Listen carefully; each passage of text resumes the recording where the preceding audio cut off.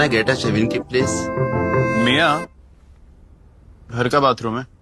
Hotel का नहीं। 5-star hotel जैसा bathroom with Hindware Italian collection. Check into luxury.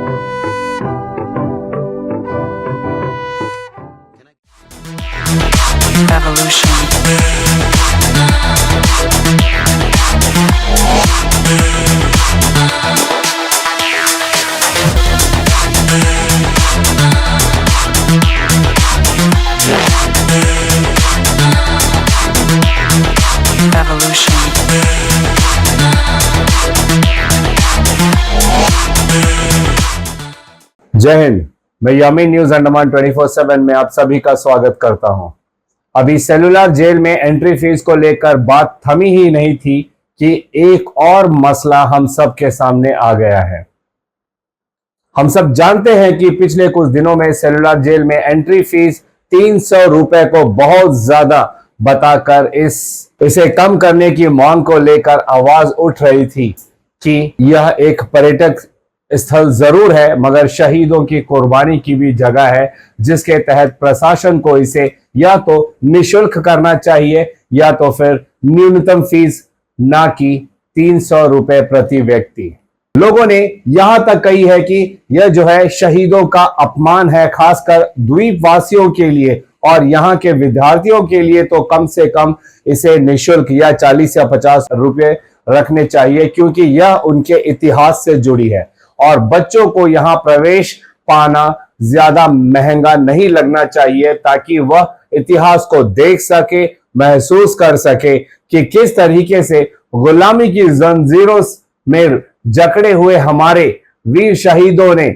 इस मिट्टी को अंग्रेजों व जापानियों से आजादी दिलाई थी।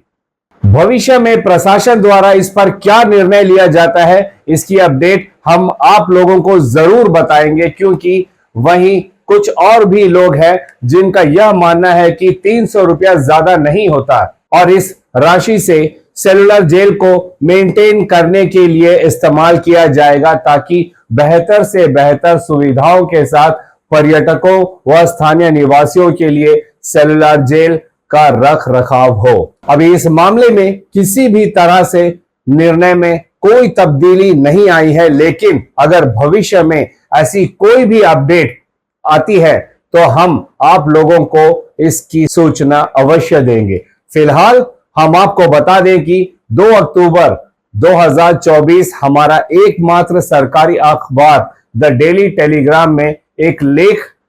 छपी, जिसमें यह बताया गया कि हमारा शहर श्री विजयपुरम म्युनिसिपल काउंसिल द्वारा रॉस आइलैंड, यानी जो अब नेताजी सुभाष चंद्र बोस द्वीप कहलाता है, इसमें प्रवेश राशि रख दी गई है जो 50 से 100 रुपए तक की होगी। द्वीप वासियों के बीच यह खबर फैलते ही फुसफुसाहट शुरू हो गई, खासकर पर्यटन से जुड़े लोगों के बीच। इस मामले को लेकर हमारे न्यूज चैनल न्यूज अंडमान 24/7 पर कई लोगों ने मैसेजेस किया और फोन भी किया और इस पर एक रिपोर्ट बनाने की इच्छा प्रकट की। हम आप लोगों को सरकारी अखबार द डेली टेलीग्राम के 4थे पृष्ठ का वह लेख दिखा रहे हैं, जहां पर यह छपी हुई है, जिसमें आप साफ तौर पर देख सकते हो कि नेताजी सुभाष चंद्र बोस द्वीप में म्युनिसिपल की सेवाएं देने के लिए श्री विजयपुरम म्युनिसिपल काउंसिल ने प्रशासन को एक ऑर्डर पेश की, जो अंडमान प्रशासन ने इसे पास भी किया है। इस ऑर्डर के तहत श्री विजयपुरम म्युनिसिपल काउंसिल का यह कहना है कि पानी की सप्लाई, शौचालय की देखरेख, लाइटिंग वर्क्स तथा अन्य रिपेयर व मेंटेनेंस सेवाओं के लिए पोर्ट ब्लेयर म्युनिसिपल काउंसिल नेताजी सुभाष चंद्र बोस द्वीप में आने वाले प्रत्येक पर्यटकों से एक तय राशि फीस के तौर पर लेगी, जिसमें मुख्य भूमि से आए पर्यटकों को 100 रुपए, द्वीपवासियों के लिए 70 रुपए, विद्यार्थियों के लिए तथा सीनियर सिटीजन्स के लिए, वृद्ध लोगों के लिए 50 रुपए घोषित किया गया है और 12 साल से कम आयु वाले सभी बच्चों के लिए यह निःशुल्क रहेगा। यानी अब हमें अगर नेताजी सुभाष चंद्र बोस द्वीप जानी है तो हमें अपने बच्चों के पहचान पत्र को भी साथ लेकर जाना पड़ेगा ताकि यह साबित कर सके कि उनकी आयु 12 वर्ष से कम है और वे निशुल्क जा सकते हैं। नेताजी सुभाष चंद्र बोस द्वीप में आने वाले सभी पर्यटकों को उच्च स्तर की सेवाएं प्रदान करने के लिए यह राशि पोर्ट ब्लेयर म्युनिसिपल काउंसिल के सैनिटरी इंस्पेक्टर या सब कोऑर्डिनेट स्टाफ द्वारा कलेक्ट किया जाएगा और यह खबर श्री विजयपुरम म्युनिसिपल काउंसिल द्वारा एक प्रेस रिलीज के माध्यम से बताया गया है और इसे तुरंत लागू करने का भी आदेश दिया गया है। जैसा मैंने शुरुआत में ही आप सबसे कहा कि एक तरफ सेलुलर जेल में एंट्री फीस 300 रुपए को लेकर द्वीप वासियों के बीच बात चल ही रही थी कि इसे कम किया जाए, तो वहीं नेताजी सुभाष चंद्र बोस द्वीप जो अब निशुल्क था, इसके प्रवेश के लिए अब यह चार्जेस लगाने की वजह से आम जनता के बीच में बहुत सारी बातें शुरू हो चुकी है। कुछ लोगों का यह मानना है कि यह राशि कोई ज्यादा नहीं है और इसे हमें अच्छी सेवाएं पाने के लिए निसंदेह देनी चाहिए, तो वहीं कुछ लोगों का यह कहना है कि पर्यटकों से अगर लिया जाए तो ठीक है, मगर स्थानीय निवासियों के लिए यह चार्ज बिल्कुल नहीं लेनी चाहिए और खासकर विद्यार्थियों से और 18 वर्ष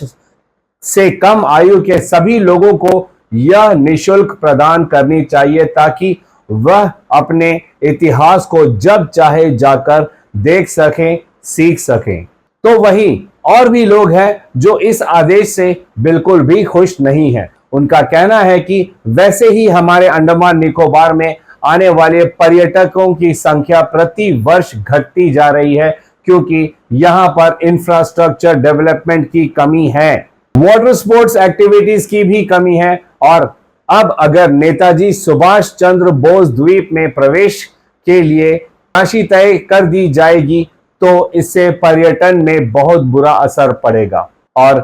कई लोग खासकर जो बजट ट्रैवलर्स होते हैं और पूरे परिवार सहित आते हैं, हो सकता है कि वह अब नेताजी सुभाष चंद्र बोस द्वीप जाने की इच्छा ही ना रखें। हमें पूरा यकीन है कि आने वाले दिनों में इस मुद्दे को लेकर अलग अलग